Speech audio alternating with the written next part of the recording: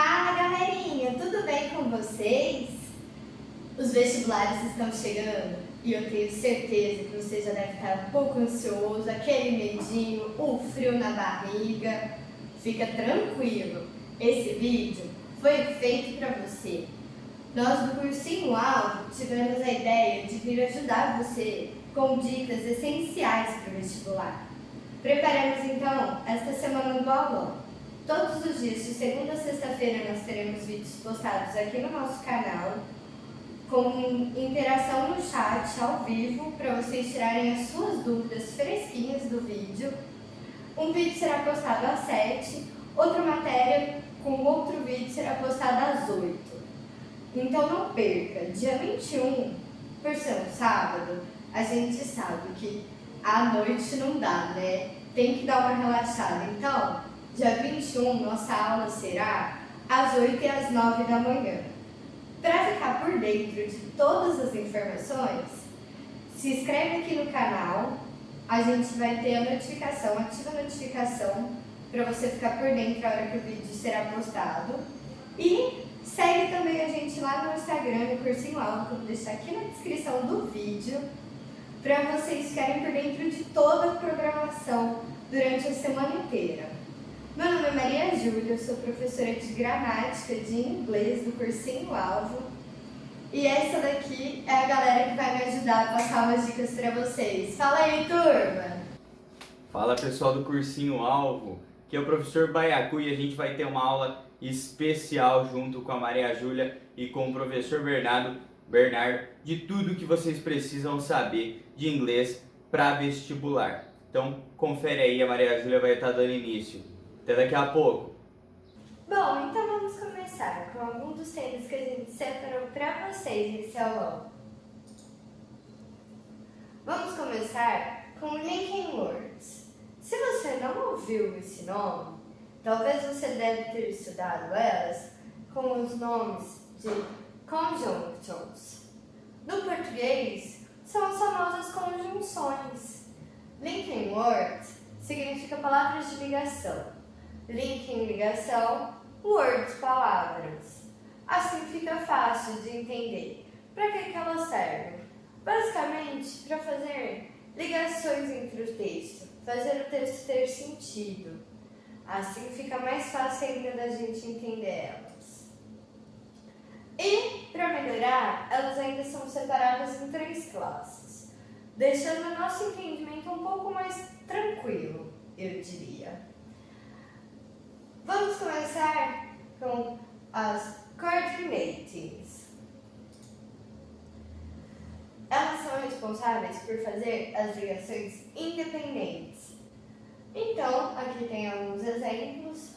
For, em português seria para, and, que seria e at, que seria ainda, or, tem a ideia de ou, né, uma frase dando oposição à outra. Nor tem uma ideia de nem, né? So, a ideia de então. But, a ideia de mais. Eu trouxe aqui alguns exemplos para você entender um pouquinho melhor o que seriam as ligações independentes. Aqui nesse exemplo, they have offices in Britain and France. Eles têm escritórios na Inglaterra e na França. Se a gente separar a frase até a conjunção and, they have offices in Britain, a gente percebe que a frase tem um sentido. Ela tem um contexto, tem uma ideia. Mas depois do and, ele serviu para ligar, para adicionar coisas à frase, que também teriam um certo sentido separado. Quer ver outra ideia? She could go or stay a little more. Ela poderia ir ou ficar mais um pouco. Se a gente separar a frase novamente, she could go, ela poderia ir, tem uma ideia completa. Or, a conjunção que a gente viu que significaria mais ou menos ou, ela tem essa ideia de oposição, de que você provavelmente em seguida vai falar algo contradizendo o que você disse anteriormente. E aí a gente continua com stay a little more, que é ficar mais um pouco. Contradiz o que disse no primeiro, mas tem uma ideia completa. O segundo, então, grupo que a gente vai conhecer um pouquinho são as correlatives, conjuntos. No português, a gente tem aquelas conjunçõezinhas que sempre andam juntinhas. Então, vem sempre uma no começo da frase, vem a oração, vem a outra conjunção e o resto da frase. Elas sempre andam juntas.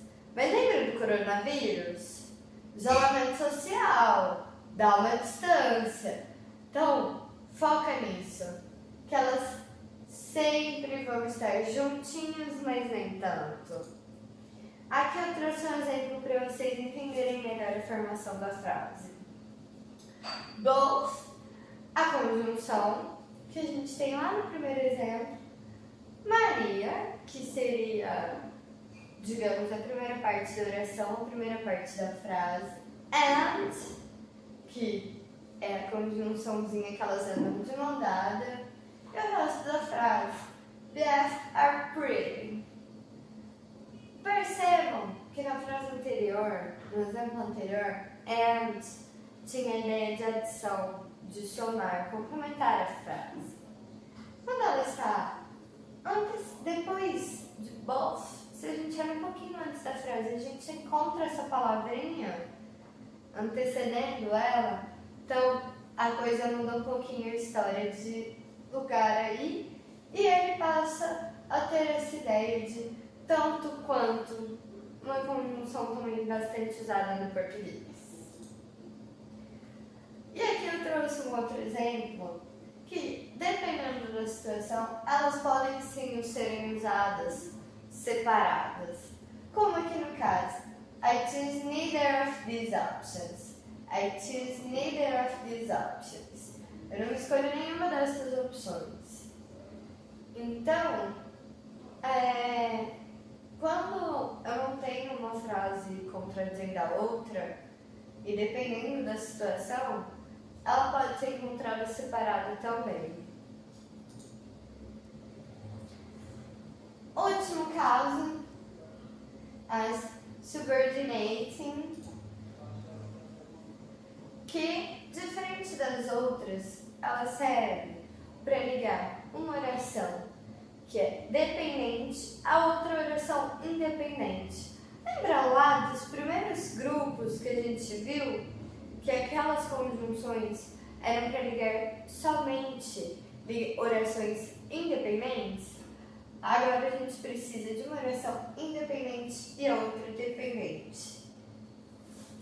Aqui a gente pode encontrar várias conjunções destas. After e before são as duas que eu dei exemplo para a gente nunca mais errar.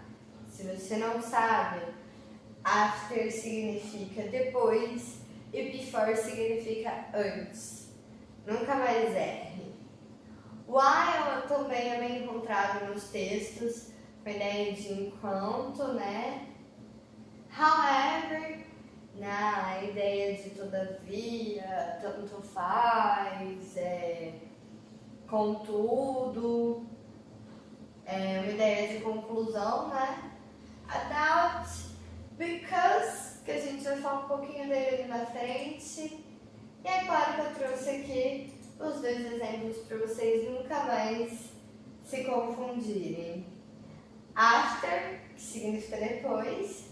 Então, after doing your work, you can go to the movies. Depois de fazer o seu trabalho, você pode ir ao cinema. E before significa antes. Before he left his office, Mr. Scott had made some phone calls. Antes de sair do escritório, o Sr. Scott fez algumas ligações. Aqui vem outro ponto que que também cai bastante nos vestibulares e vocês sempre ficam com dúvida. Então, eu trouxe aqui um jeito que vocês vão sair daqui entendendo cada uma dessas palavrinhas que a gente usa para fazer perguntas e quase todas começam com WH. Então, vamos começar pelo what. What, ele tem a ideia de o quê, qual. Então, é bem fácil. What are you up today? O que você fará hoje? What's your name? Qual o seu nome? Aqui um outro exemplo. What did you tell her? What did you tell her? O que você disse a ela?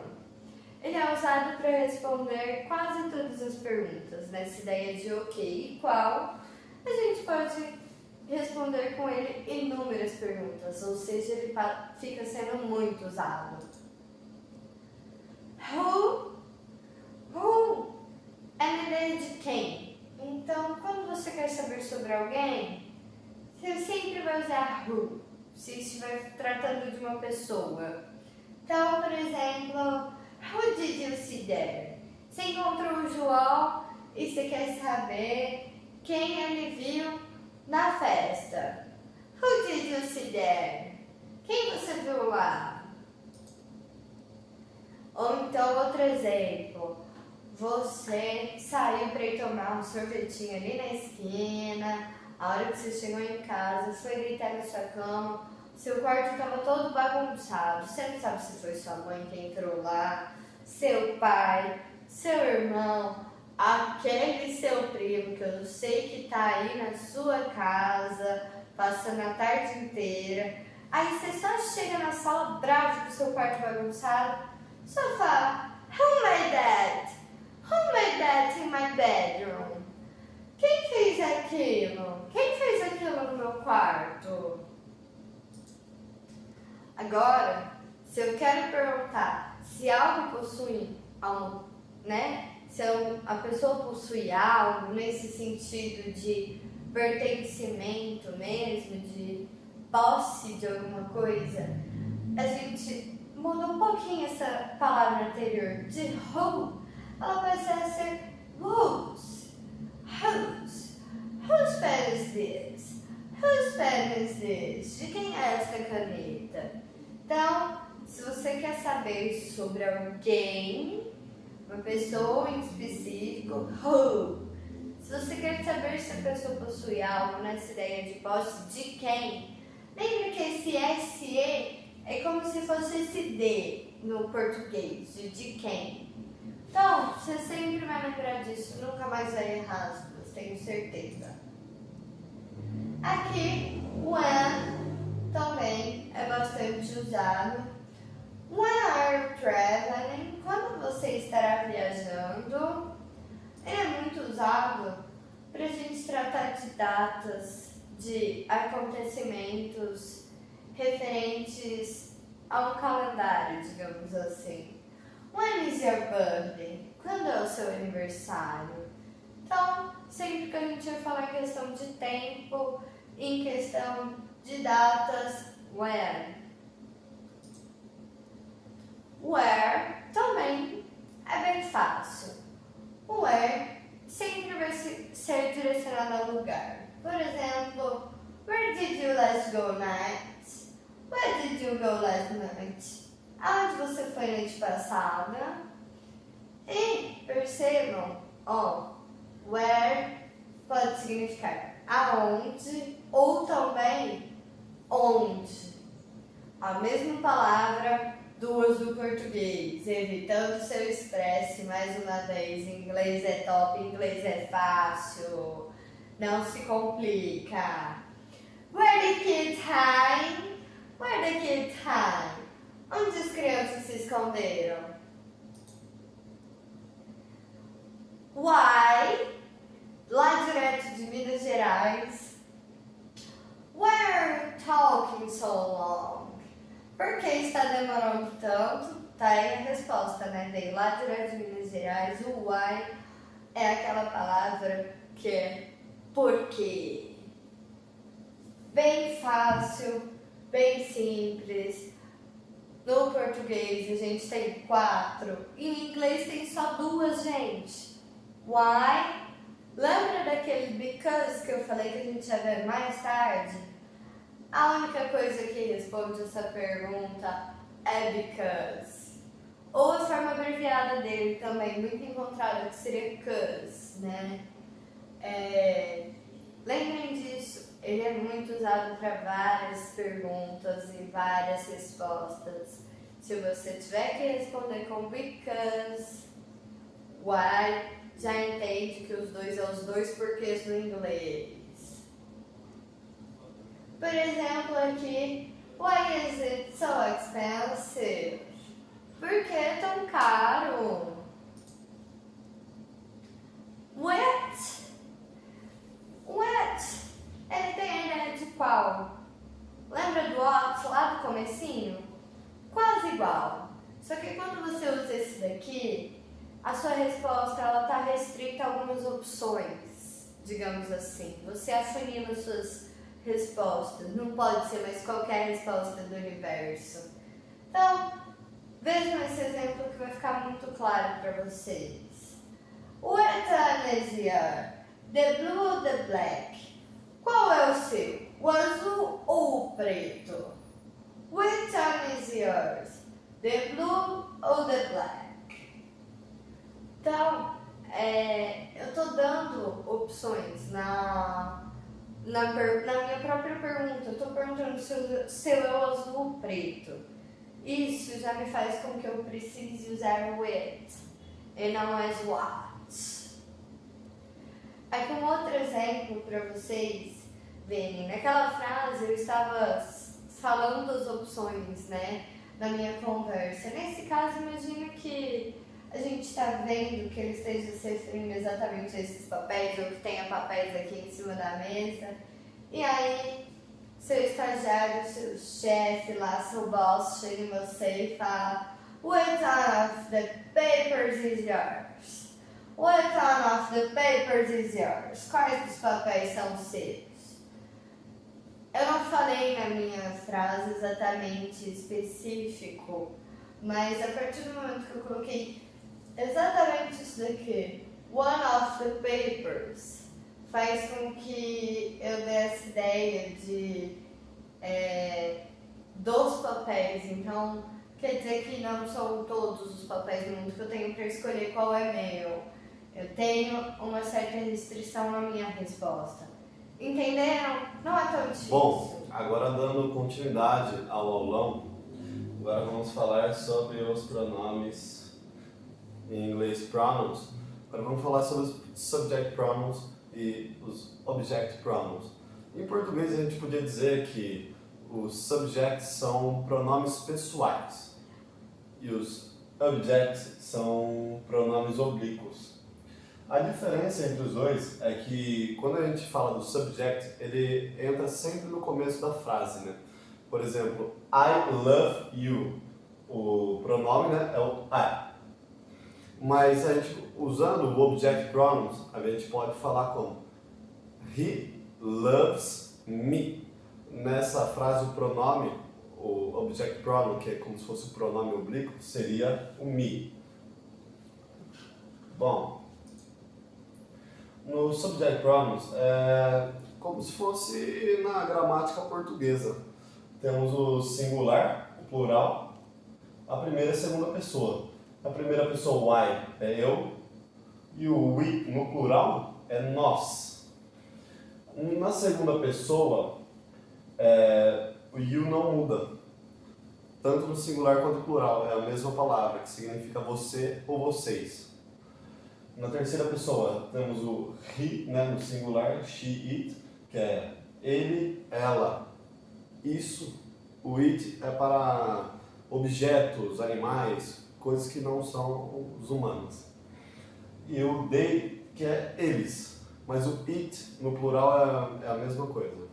Então agora vamos falar dos possessive pronouns.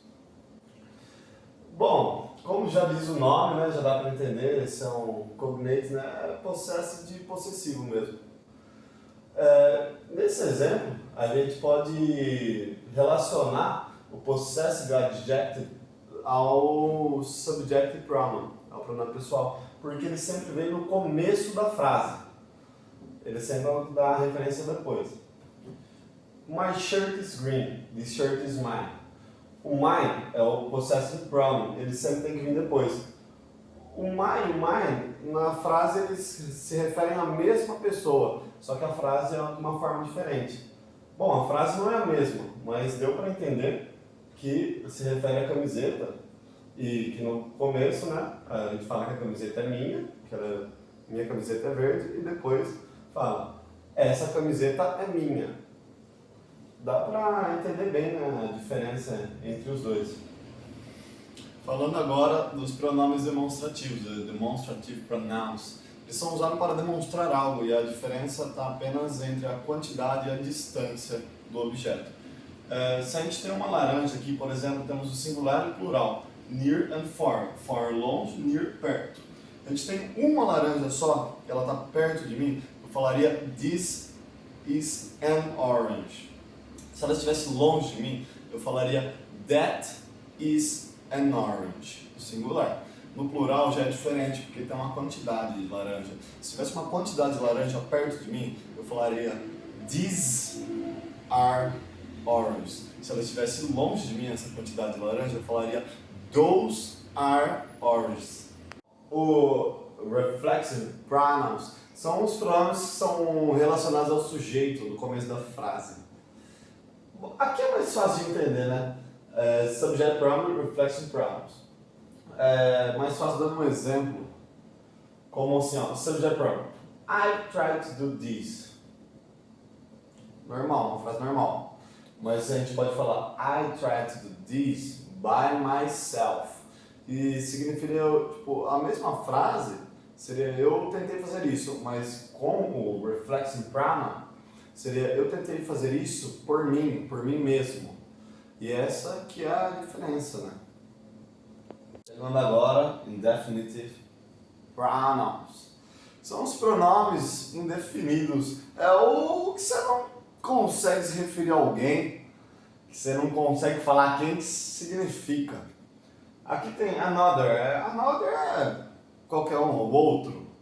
Aqui no somebody, tem uma música famosa, aquela Somebody That I Used To Know, que ela ficou famosa, mas esse somebody that I used to know significa alguém que eu já conhecia, alguém que eu havia conhecido. Esses pronomes, eles são difíceis de entender a quem se refere, por isso que eles são os indefinidos.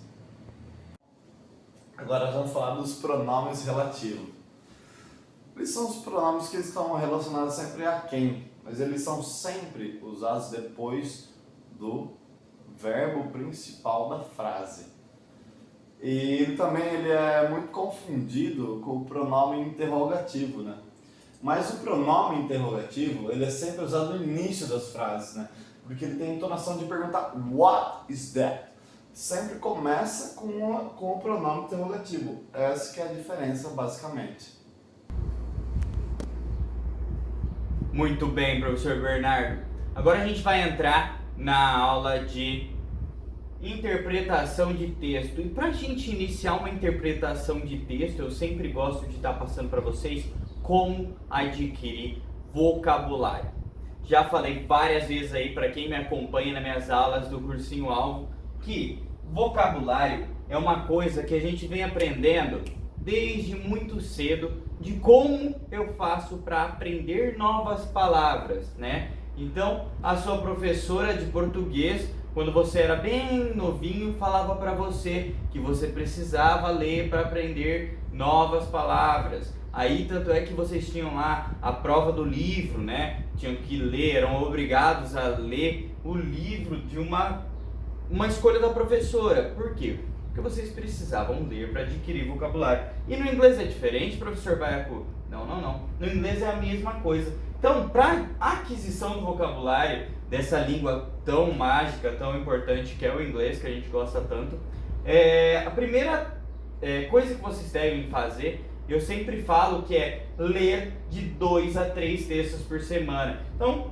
leiam de 2 a 3 textos por semana. Para quê? Porque com a leitura você vai fazer o quê? Ter dúvida de palavras que vocês ainda não conhecem. E como vocês vão fazer para descobrir o que é aquela palavra? Legal, vocês não estão no vestibular ainda, vocês podem ir até o Google Tradutor, traduzir essas palavras. Então você vai pegar a palavra que você não sabe e você vai traduzir ela. Beleza, professor, traduzir essa palavra. E aí você vai anotar essa palavra. Então, um vocabulário você já adquiriu. Traduzir as palavras desconhecidas. Ganhou uma palavra. Se você tiver dúvidas de uma, você ganha um vocabulário novo. Beleza? Bom, aí eu falo para vocês, mas você pode ir um pouquinho além disso. Você pode também pegar os sinônimos dessa palavra. De 2 a 3, no máximo 3 sinônimos.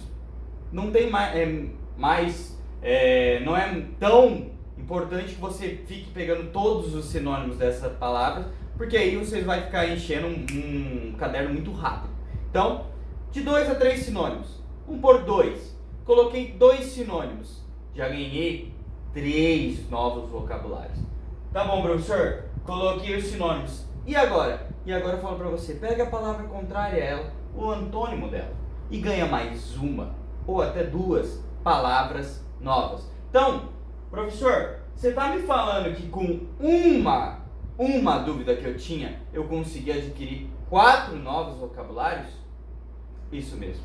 Com apenas uma dúvida, você conseguiu 4 novos vocabulários.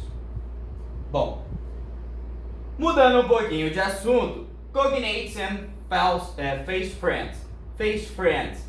Vamos começar pelos cognates.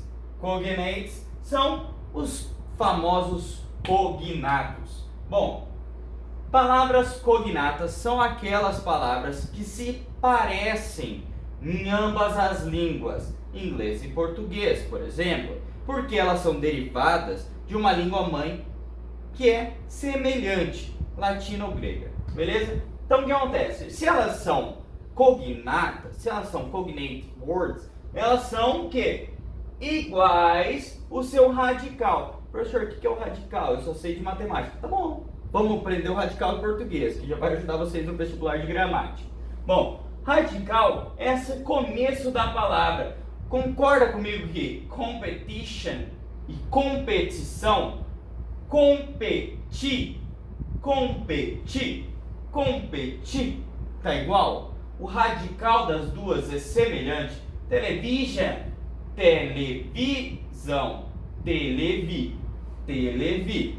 Não são iguais? O radical delas é igual. Então, se eu vejo uma palavra onde o radical dela é igual e a tradução dela é com o mesmo radical, ela é uma palavra cognata, cognate word, beleza? Então, competition, competição, television, televisão, radio, rádio, music, música, area, área, human, humano, emotion, emoção, idea, ideia, factors, fatores, garage, garagem, beleza? Parece. Então ela é cognata, ela é fácil. Quando você está lendo um texto, você olha e fala, nossa, parece com em português.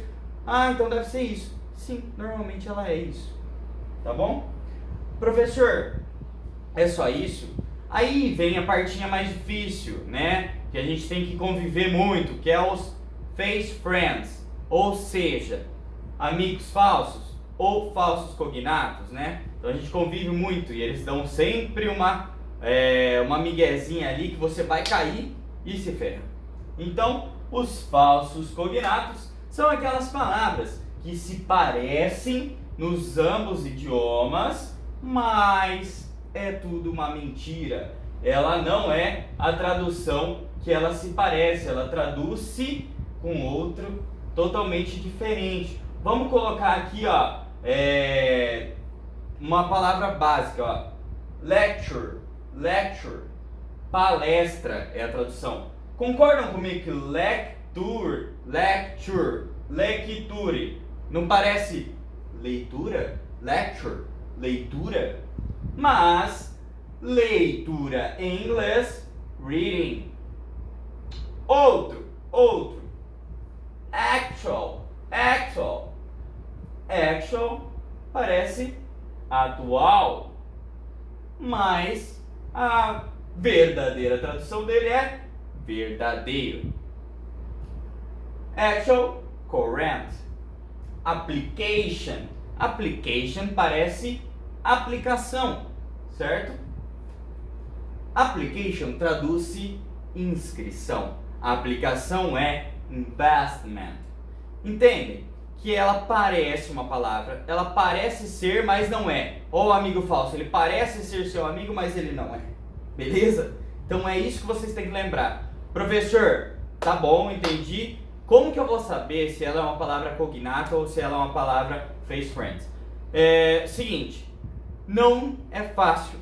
Então o que você tem que fazer? Você tem que usar as face friends no seu vocabulary. Você pega as face friends e introduz no seu livrinho de vocabulários, onde você vai todo dia olhar para elas e saber que elas são face friends. Ou seja, você decora. Então, se você decorar as face friends, a maioria delas, provavelmente quando você vê uma palavra que se parece com outra, ela vai ser aquela tradução, porque ela vai ser um cognate, ela não vai ser um face friends, porque ela não está na sua listinha de face friends. Inferência textual, gente. Inferência textual nada mais é do que o nosso primeiro método de interpretação de texto em inglês. A gente está aqui para fazer com que você interprete questões em inglês de forma rápida, ganhando tempo, ou seja, para outras questões de maior nível de dificuldade. Beleza? Vamos aqui, ó. Inferência textual, nosso famoso predication. Então, predication nada mais é do que the logical affirmation of something about another. Vai com o sério. Então é uma afirmação lógica de alguma coisa sobre outra. Então quando eu falo predication, predizer sobre algo, é quando você tem o conhecimento sobre um assunto que você passa a vida inteira vendo e você vai armazenando informações sobre ele. E quando você chega no vestibular, você olha para o texto e ele mostra o título para você, uma palavra que você conhece. Por exemplo, dengue. Dengue é uma palavra que eu estou há muito tempo ouvindo e quando eu vejo o título, automaticamente, em questões de milésimos de segundos, vem várias informações na minha cabeça. Dengue, água parada, é a mosquito fêmea que pica e transmite. A dengue ela pode ser hemorrágica. A dengue ela é uma doença transmitida pelo Aedes aegypti. Então, várias coisas vêm na minha cabeça. Esse é o nosso predication. Além do título, eu uso muito a nossa imagem de apoio. Então, vem uma imagem, ela nunca está ali para te ferrar, gente. Se ela não vai te ajudar, se ela não te ajudar, ela vai no máximo não te prejudicar, tá bom? Ela está ali sempre para auxiliar, no mínimo. Então você olha para aquela imagem e pensa, é um mosquito Aedes aegypti. O que ele transmite? Dengue. Ah, que legal. Então vai estar falando de dengue. Então você predisse que aquele texto é aquilo, entendeu? Então tem algumas questões que você, ai meu Deus do céu, preciso chutar, não tenho mais tempo, chegou agora em inglês, faz o predication. Chuta com predication, com mais afirmação. Do predication, vamos falar do brainstorm. Vários aí estudantes da área de vestibular estão sempre ouvindo sobre a técnica brainstorm, ou seja, tempestade mental, né? Brainstorm é Organization of Ideas, ou seja, vou pegar as ideias que eu tive do meu predication e vou implantar o meu brainstorm. Como que é isso? Eu vou pegar e usar o meu subtítulo, né, para falar o que é aquele texto. Sobre o que? É dengue. E o meu subtítulo é o que? O meu subtítulo é dengue mata cada vez mais, lotando os hospitais. Vou estar falando de água parada? Não. Vou estar falando de mosquito fêmea? Não. Eu vou estar falando de saúde pública, de a potência viral, né, a potência do vírus da dengue. E, entendeu? Eu vou afunilar aquilo que eu acabei de falar. Então limpa a tua cabeça e deixa só aquilo que realmente importa. É para isso que serve o brainstorm. Outra técnica muito importante, adorada pelos vestibulares e principalmente pela Unesp, é o skimming. Getting the gist. Getting the gist é pegar a essência do texto, né? Pegar a essência do texto nada mais é do que correr os olhos buscando um contexto. E aí quando você corre os seus olhos sobre o texto, eu não falei leia, eu falei corra. Eu não falei busque, eu falei corra seus olhos sobre o texto. Corra seus olhos sobre o texto, para quê? Para você chegar num contexto geral, sem parar na palavra que você não sabe. Por quê? Porque se você parar, você só vai deixar a sua leitura, a sua passada de olhos, a sua correr os seus olhos mais lento. E aqui a gente busca por velocidade para conseguir ganhar tempo. Então, não pare na palavra que você não sabe. Jesus não vai sentar do teu lado e falar: fulaninho, essa palavra significa tal coisa. Não vai falar, não vai acontecer isso, entendeu? E aí, leiam sempre os primeiros e os últimos parágrafos. Ué, com o que você está falando? Pessoal, quando vocês vão montar um texto, o texto é feito de introdução, argumentação e conclusão. Você concorda comigo que se eu chegar para você e vou contar uma história e eu fizer a introdução e a conclusão dessa história, você vai entender? Certo? Sem argumentar? Então, concordam comigo? Beleza. Introdução, vou estar introduzindo sobre o assunto, conclusão, concluo sobre o assunto e boa. Maioria das vezes você consegue, só lendo os primeiros e os últimos parágrafos, a resolver a maioria das questões. Então, quando for o Unesp, lembrem sempre dessa técnica infalível que é o skimming. Então, qual que é? Me dá uma ideia de uma pergunta de skimming. O que o autor da música tal quis dizer com ela? Concordam que você não tem que procurar na música, você tem que entender o contexto dela? Entendeu? O que aconteceu no texto que foi influenciador na questão da escravidão? É um texto de escravatura. E o que aconteceu no texto que foi influenciador na hora de acontecer a escravidão daquele povo? Aí você tem alguma coisa para procurar, entendeu? Você vai buscar por alguma coisa. Não é só o contexto, sim, mas uma informação que fala exatamente o porquê, o que influenciou, beleza? Scanning é maravilhoso, scanning é Enem, ó a dica, scanning, get only what you need, ou seja, pegue somente aquilo que você precisa, é exatamente o que eu falei, leia sempre primeiro as perguntas, por quê? Você lê um texto e vai ler as perguntas, você já esqueceu o texto, a maioria das vezes, né? Então você lê a pergunta e no texto você vai buscar por aquilo. Então ele está falando assim, no texto, Maria foi para Bangladesh, depois para a Índia, depois para a China. Tá. Aí tem o texto inteiro e fala isso. E na pergunta fala assim, onde foram os 3 lugares que Maria visitou na sua lua de mel? Aí você vai procurar porque você tem palavra-chave, ou seja, keywords. A sua keywords são países. Então quando você passar os seus olhos sobre o texto, você não vai ler, passar os seus olhos sobre o texto, você vai ver países. E aí é só você parar, olhar, ver que são países, ver se está falando da lua de mel de Maria e pronto, pegou. Aí fala assim, com quantos anos João iniciou a faculdade? Você está procurando por número. Your keywords is a number, beleza? Now you know your keywords is a number. Então, agora você sabe que a sua palavra-chave é um número. Legal? Vou passar os olhos no texto procurando por número. Olha a dica do professor Baiacu. Número nem sempre está na forma arábica. Ele pode estar por extenso também. Beleza? Então, menos leitura, mais pesquisa. Less reading, more searching. Beleza? Treine seu cérebro para buscar detalhes específicos. Keywords. Gente, que legal. Agora a gente está finalizando a aula com diquinhas do Baiacu. Diquinhas do Baiacu como? Unesp, essa tão maravilhosa, tão sonhada universidade que muita gente quer entrar e eu espero que você entre também. Unesp gosta muito de scheming, beleza? Scheming, linking words, pronouns, anomalous verbs, ou seja, verbos irregulares, que não deu tempo de passar, mas é importante vocês verem, vocabulário e tal.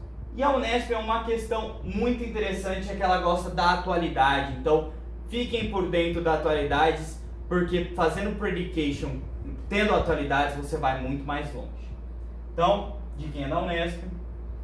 USP, né? A nossa famosa CHUSP dentro da Unesp, que a gente brinca, né? Mas é uma universidade feroz, é uma das melhores, se não a melhor em vários cursos. A USP, ela gosta de história. Quando você for fazer uma prova da USP, estude bastante história para o próprio vestibular, que você vai ter um predication, né? Ideias, chaves na sua cabeça ali, falando para você, naquele ano de tal, aconteceu isso. Então a USP gosta de textos históricos para as questões, né? E ela ainda força muito aí você saber muito vocabulário, beleza? Então quando for fazer USP, estuda bastante vocabulário. A pandemia te deu bastante tempo para isso. Espero que vocês tenham estudado bastante vocabulário. Bom, pessoal, Unicamp. A Unicamp é aquilo, né? A gente não tem muito o que falar, porque ela tá ali sempre bem, né? Mas a Unicamp, ela é sim uma faculdade muito difícil de entrar. As provas de inglês dela é bastante complicada e ela tá sempre levando pro lado literal. Então, ela te dá questões onde vai ter duas alternativas muito parecidas, mas a tradução, né, o que ela quer realmente é literal. Pensem se a tradução é aquilo, é realmente aquilo. Não é o que o texto te passou a ideia, não. É o que o texto fala. Essa é a questão da Unicamp, que ela gosta muito de cobrar. O literal e o não literal, sabe? O faz sentido e o que é realmente. É isso que confunde bastante na Unicamp. Por último, o Enem, que nos ajuda, nos acolhe sempre, né? Sempre tem aqueles atrasados do Enem. Esse ano vai ser um pouco diferente, porque vai ter a prova online, vai ter dias diferentes. Mas o Enem é o seguinte, Enem é scanning. O Enem, ele faz o seguinte tipo de pergunta, são perguntas específicas de detalhes específicos do texto. Isso é o Enem. Por quê? Ele fala assim, você viu no texto, no parágrafo 3, falando sobre tal coisa. Então ele não faz você ler o texto inteiro. Ele faz com que você vá só no parágrafo 3 e leia aquele parágrafo 3 e veja o que está falando, entendeu? Você faz um scanning mais um skimming. Então você faz um scanning para achar o detalhe específico, que é o nosso parágrafo 3, e o skimming, que você acha o que o parágrafo 3 está mostrando para você. Entendeu? É isso aí. Mais ou menos isso. Então, o que foi dito na quarta linha do terceiro parágrafo? E aí é uma tradução, ele faz igual ao Unicamp, sempre literal, principal, e a que faz sentido, ela vai estar sempre ali, então confundindo você entre literal e que faz sentido, e você tem que assinalar que é literal. Bom, pessoal, bateu água na bunda? Tá na hora de estudar? Já passou muito tempo, né? Então, Unesp 30 e 31 de janeiro, primeira fase. USP, CHUSP, 10 de janeiro. Unicamp, 6 e 7 de janeiro. E o Enem, as provas impressas vão ocorrer 17 e 24. E dia 31 ao dia 7, dia 31 e dia 7 de fevereiro, a prova digital do Enem, para quem for fazer esse ano. Eu acredito que eles não vão mudar o jeito de ser conduzida as matérias dentro do vestibular. Então, estudem do jeito que a gente passou para vocês, estudem o que a gente passou para vocês, guardem esse vídeo com muito carinho, tá bom? E bora nadar, meu povo, se a água bater na bunda, bora nadar, beleza?